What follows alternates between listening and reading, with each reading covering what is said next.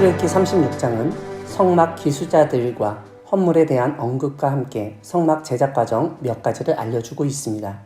모세는 하나님이 성막 기술자로 지명하신 부살렐과 오홀리압뿐만 아니라 마음이 지혜로운 자로서 성막 제작에 참여할 모든 사람들을 소집합니다.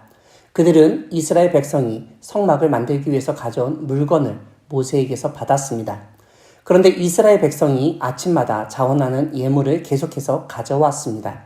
그래서 기술자들은 하던 일을 중지하고 모세에게 와서 백성이 너무 많이 가져오므로 여호와께서 명령하신 일에 쓰기에 남는다고 알립니다. 모세는 성소에 드릴 예물을 더 이상 드리지 않도록 명령을 내리고 공포합니다.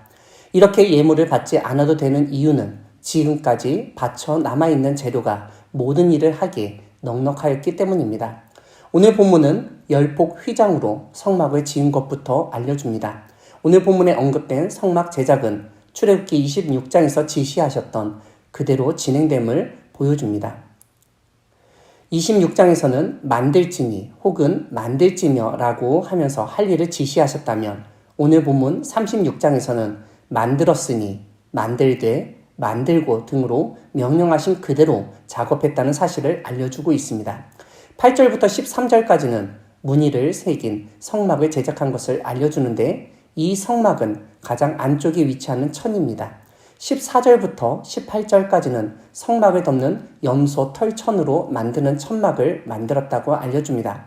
이 천막은 성막을 비바람 같은 것으로부터 보호하는 역할을 한 것으로 보입니다. 특별히 이 천막은 염소털로 만들었는데 학자들은 염소털이 포함된 염소 가죽이었을 것이라고 보기도 합니다. 19절은 천막을 덮을 덮개를 알려주는데 이것은 가장 안쪽의 성막과 그 위에 덮었던 천막 위에 씌우는 또 다른 천막입니다. 오늘 본문은 두 개의 덮개를 더 만들어 그 위를 덮었다고 알려줍니다. 붉은 물 들인 순양의 가죽으로 막의 덮개를 먼저 만들고 다음으로 해달의 가죽으로 그 윗덮개를 만들었다고 설명하고 있습니다. 이런 설명을 보면 성막은 단순히 한 겹의 천막이 아니라 성막, 천막, 이중 덮개로 구성된 아주 두터운 형태의 건축물이었던 것을 알 수 있습니다. 오늘날 캠핑이 유행하면서 텐트 사용 인구도 많이 증가해서 텐트의 구조도 잘 알려져 있습니다. 햇빛 차단 및 바람막이 역할을 하는 사이드 패널이 있는가 하면 이너 텐트 윗면에 덮어 빗물 등이 스며들지 않도록 방수 원단을 사용한 플라이가 있습니다. 또한 그 안에 침실 등으로 활용하는 이너 텐트를 두기도 합니다. 광야에서 이스라엘이 만들었던 성막은 현대의 텐트와 비교해 볼 때 여러 겹으로 보다 정교하게 제작했던 것을 알 수 있습니다. 오늘 본문 뒷부분은 조각목으로 성막에 세울 널판들을 만들었다고 언급합니다. 이 널판들은 성막을 떠받드는 실제적인 구조물입니다. 오늘날 텐트에는 형태를 만들고 지지대 역할을 하는 폴을 사용하지만 성막은 조각목으로 만든 널판들을 이용했던 걸 알 수 있습니다. 오늘 본문 마지막 부분은 휘장을 만든 것을 알려줍니다. 성소와 지성소 그리고 성소와 뜰을 구분해 일반인의 시선을 막는 장치로 사용됐을 것입니다. 사랑하는 광야교회 성도 여러분, 하나님은 예물을 바치는 사람들의 마음을 감동하셔서 하나님의 일을 하는 데 있어서 물품이 넉넉하고 남도록 하시는 분이십니다. 다만 물품이 넉넉하고 남는 것에 대해서 신앙을 가진 그리스도인이 어떻게 반응하고 대처할 것인지를 오늘 본문은 잘 보여줍니다. 오늘 본문에서 성소의 모든 것을 만드는 사람들은 그 마음이 지혜롭다고 설명하고 있습니다. 그런데 그 지혜는 다름 아니라 여호와께로부터 얻은 지혜라고 언급하고 있습니다. 그러니까 이들이 성소의 기구를 만든 지혜는 자신들의 지혜가 아니었던 것입니다.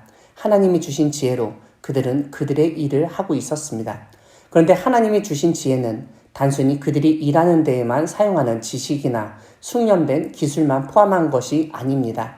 정직과 정의도 포함되어 있습니다. 오늘 본문에서 성소의 모든 것을 만들기 위하여 바쳐진 예물을 받던 사람들은 하던 일을 중지합니다. 그들이 일을 중지한 이유는 백성이 예물을 너무 많이 가져오기 때문이었습니다. 그들은 모세에게 여호와 하나님께서 명령하신 제작 일을 하고도 남는다고 보고합니다. 이런 그들의 모습을 보면 그들이 단순히 마음이 지혜롭기만 한 것이 아니라 정의롭고 정직하다는 사실을 인정하게 됩니다. 아마 인간적인 생각을 가진 사람들이었다면 예물이 많으니 실수해도 새 것으로 얼마든지 사용할 수 있다고 생각할 수 있었을 것입니다. 그러나 그들은 그렇게 하지 않았습니다. 세상은 다다익선이라고 해서 많으면 많을수록 좋다고 여깁니다. 이러한 세상적 사고방식이 교회에 영향을 미쳐서 교회도 많은 것만 좋아할 때가 있습니다.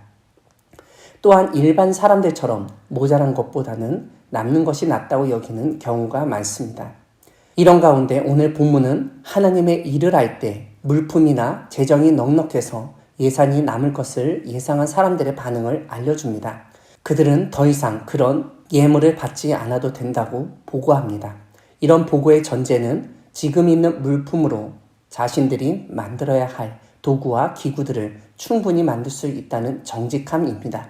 조금 더 가지려 하고 더 많은 것을 남기려는 세상 가운데서 하나님 앞에서 정직하게 일하며 하나님께 바쳐진 예물을 낭비하지 않고 잘 사용하며 하나님이 주신 지혜를 증거하는 여러분 되기를 바랍니다. 아멘.